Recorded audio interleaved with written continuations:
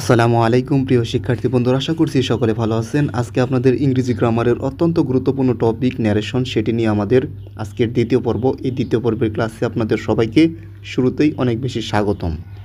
আমরা কিন্তু এর আগে শিখেছিলাম কীভাবে টেন্সের পরিবর্তন করতে হয়, কীভাবে ডিরেক্ট থেকে ইনডিরেক্ট করার জন্য কী কী দরকার হয় সব কিছু কিন্তু দেখিয়েছিলাম।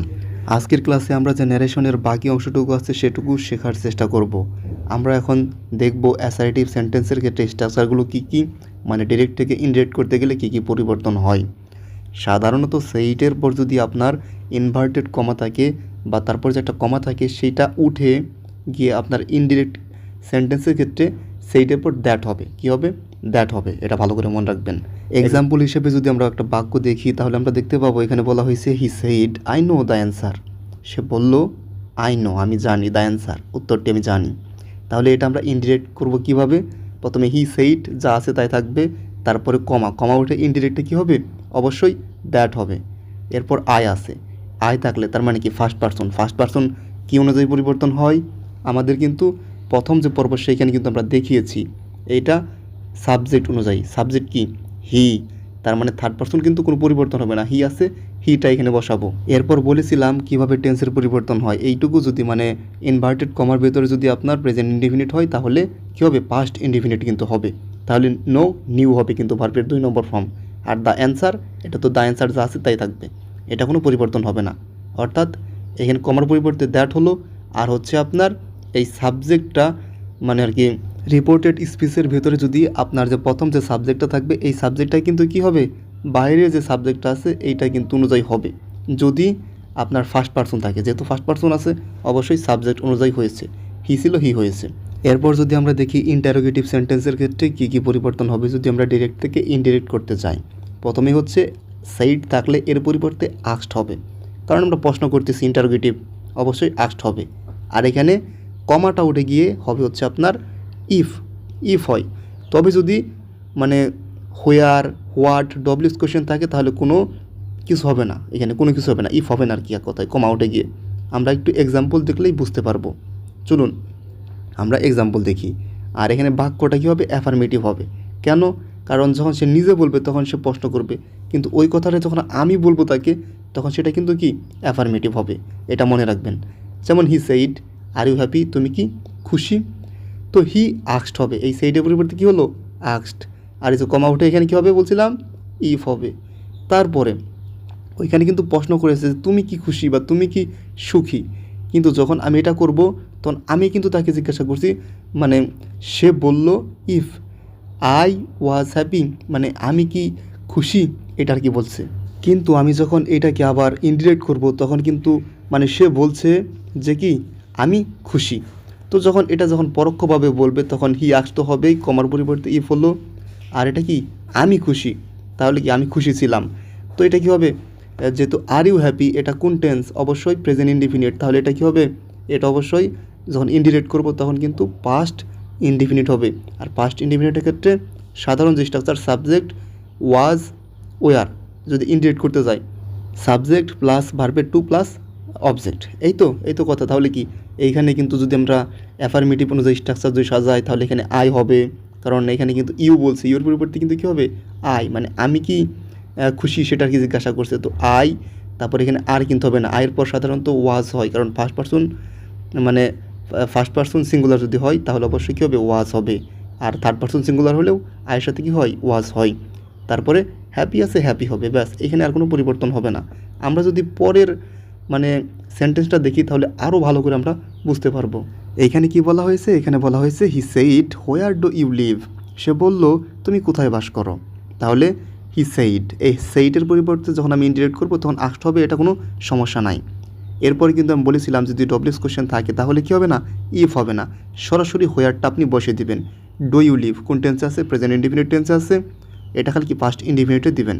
তাহলে কি নিচের অংশের বাংলাটুকু ঠিক এরকম হবে, she asked where I live, সে জানতে চেয়েছিলেন আমি কোথায় বসবাস করি, মানে একই কথা একটু মানে পেশি আর কি বলেছে। তো শি আস্কড হোয়ার, তারপর কী হবে? হোয়ারের পর অবশ্যই এখানে কিন্তু অ্যাফার্মেটিভ হবে। তাহলে ওইটা যেহেতু প্রেজেন্ট ইনডিফিনিট, এটা কি পাস্ট ইনডিফিনিট হবে, অবশ্যই সাবজেক্টটা হবে আগে ইউ, মানে তোমাকে জিজ্ঞাসা করছে, তার মানে কি আমাকে, তার মানে কি আই। যখন আমি আবার বলবো তখন কি আই, আমাকে, আই, তারপর কী হবে? ভার্বের 2 নম্বর ফর্ম, ভার্বের 2 নম্বর ফর্ম লিফট, ইডি যুক্ত হবে, লিফট। ব্যাস এইটুকু হচ্ছে আপনার পরিবর্তন। আশা করি বুঝতে পেরেছেন। এরপর যদি আমরা দেখি যে ইম্পারেটিভ সেন্টেন্সের ক্ষেত্রে কী কী পরিবর্তন হয়।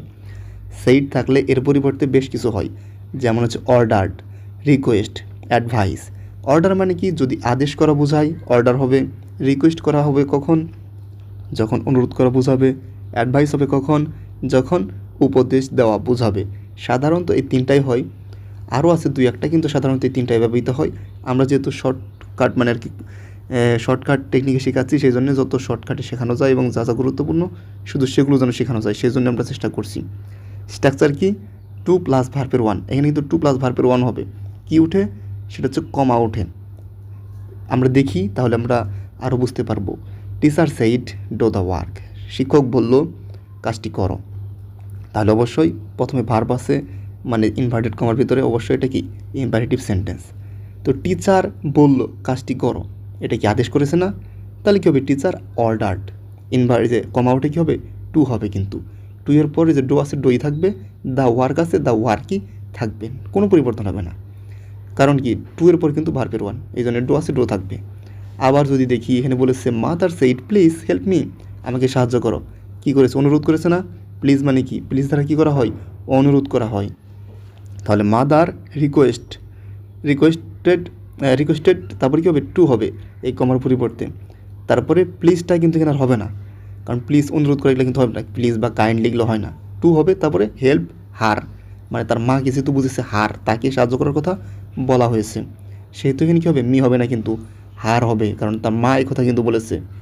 আর মি এটা কি ফার্স্ট পার্সন না? অবশ্যই ফার্স্ট পার্সন থাকলে অবশ্যই সাবজেক্ট অনুযায়ী হবে। সাবজেক্ট বলতে মাদার মাকে বোঝাচ্ছে, তাহলে হার হবে।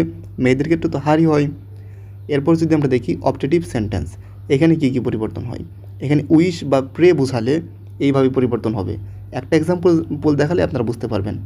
হি said may you live long, সে বলল তুমি দীর্ঘজীবী হও, আর কি এটা আর কি প্রার্থনা করেছে আর কি, বা উইশ করেছে, ইচ্ছা করেছে।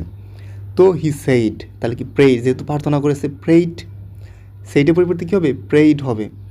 প্রেইড আর কমা উঠে গিয়ে কী হয়, দ্যাট হয়। হি প্রেইড দ্যাট, তারপরে কী হবে, ইউ এর পরিবর্তে কাকে বলেছে, আমাকে, যেহেতু আমার জন্য যেহেতু মানে সে প্রার্থনা করেছে, তাহলে কি আই হবে। মেয়ের পরিবর্তে এখানে মাইট হবে, আই মাইট লিভ লং যা আছে তাই থাকবে। অর্থাৎ তাহলে কী কী বুঝলাম, এখানে কী কী পরিবর্তন হবে অপটেটিভ সেন্টেন্সে। হি এর পর যদি প্রার্থনা করা বোঝায় তাহলে প্রেইড, আর উইশ করা বা ইচ্ছা করা বোঝালে হবে উইশড। তারপরে কমা উঠে গিয়ে ওই হচ্ছে আপনার অ্যাসারেটিভ সেন্টেন্সের মতো দ্যাট হবে। তারপরে ইউ, মানে এখানে তো যখন বলছে যে সে বলল যে তুমি দীর্ঘজীবী হও, আবার যখন নিচে বলতেছি ইনডিরেক্টে সে বলল যে আমি যেন দীর্ঘজীবী হই, একই কথা কিন্তু। অর্থাৎ এখানে কী হবে, ইউ এর পরিবর্তে কিন্তু আই হবে, এটা কিন্তু মাথায় রাখতে হবে। এই হচ্ছে আর কি পরিবর্তন। আর হচ্ছে মেয়ের পরিবর্তে কিন্তু কী হবে, মাইট হবে এখানে ইনডিরেক্টে। এরপর যদি আমরা দেখি এক্সক্লেমেটরি সেন্টেন্সের ক্ষেত্রে কী কী পরিবর্তন হবে। সেইড থাকলে এর পরিবর্তে এক্সক্লেমড উইথ জয়, যদি আনন্দ বোঝায় এক্সক্লেমড উইথ জয় হবে। অথবা যদি দুঃখ কিছু বোঝায় তাহলে এক্সক্লেমড উইথ সরো। আর যদি আশ্চর্যজনক কিছু বোঝায় তাহলে হবে ওয়ান্ডার অর্থ কি আশ্চর্য বা বিস্মিত। তো এক্সাম্পল হিসেবে যদি আমরা দেখি, he said hurrah we on the game, মানে হুররা বলি না আমরা গেমটি জিতেছি, এটা বলতে গিয়ে। তো এখানে সেইডের পরিবর্তে কী হবে, ইনডিরেক্টে হিস এক্সক্লেমড উইথ জয়, অবশ্যই হুররা যেহেতু বলেছে জিতেছে, অবশ্যই আনন্দ এটি। এরপর আপনার কমা উঠে গিয়ে দ্যাট হবে। আর আমরা কিন্তু বুঝতে পারছি যে বেশিরভাগ ক্ষেত্রে কিন্তু দ্যাট হয়, যেমন আমরা এর আগে পড়েছি যে অপটেটিভে দ্যাট হয়, তারপর হচ্ছে অ্যাসারেটিভে দ্যাট হয়, এইগুলো কিন্তু মনে রাখতে হবে। কমা উঠে গিয়ে দ্যাট হয়। এরপর হুররা, এটার পরিবর্তে তো এক্সক্লেমড উইথ জয় হলোই। তারপর হচ্ছে উই ওন দ্য গেম, এইটুকুর পরিবর্তনটা কীরকম হবে, ইনডিরেক্টে। তো এই যে রিপোর্টেড স্পিচ যেটা, এটা কি অবশ্যই পাস্ট ইনডিফিনিটে। পাস্ট ইনডিফিনিটে মানে কি, পাস্ট ইনডিফিনিটে অবশ্যই পাস্ট পারফেক্ট হবে। উই আছে, তার মানে কি ফার্স্ট পারসন, অবশ্যই কি সাবজেক্ট অনুযায়ী পরিবর্তন হবে, অর্থাৎ হি মানে তাকে বলা হয়েছে। তাহলে এখানে যেহেতু উই আছে, তার মানে আমরা অনেকজন, এর পরিবর্তে এখানে কি হবে আপনার দে হবে। দে হলে তারপরে এটা যেহেতু পাস্ট পারফেক্ট, হ্যাড হবে প্লাস ভার্বের 3 ফ্রম ওনি, এটা ভার্বের 3, দ্য গেমই হবে। এইভাবে পরিবর্তন করতে হবে আপনার এক্সক্লেমেটরি সেন্টেন্সগুলো। এরপর আমরা মানে সহজে মনে রাখার কিছু টেকনিক দেখে নিই। এখানে আপনার পাস্ট রিপোর্টিং ভার্ব দেখলে পাস্ট হবে, অর্থাৎ পাস্ট থাকলে পাস্ট হবে অবশ্যই রিপোর্টিং ভার্ব।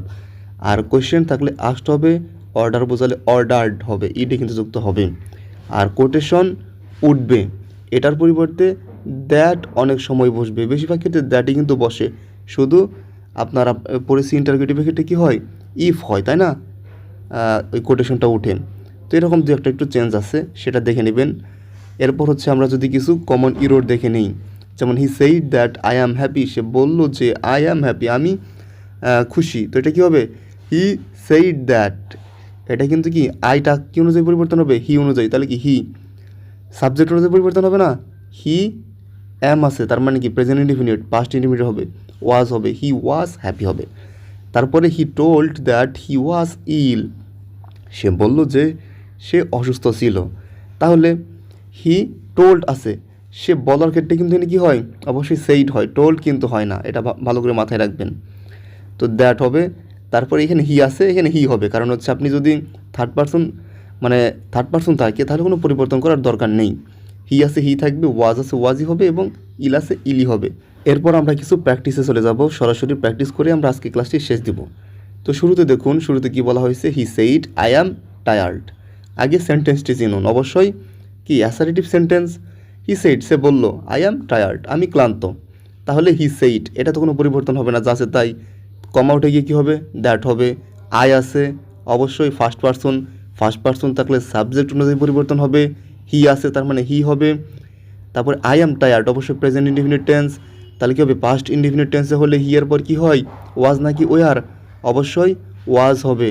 এখানে টায়ার্ড আছে, টায়ার্ডই হবে, এটা কোনো পরিবর্তন হবে না। এরপরের সেন্টেন্সটি যদি আমরা দেখি, এখানে বলা হয়েছে he said to me you are honest. দেখুন এখানে সেইড টু কিন্তু আছে, সেইড টু থাকলে সবসময় মনে রাখবেন টোল্ড হয়, কী হয়, টোল্ড হয়।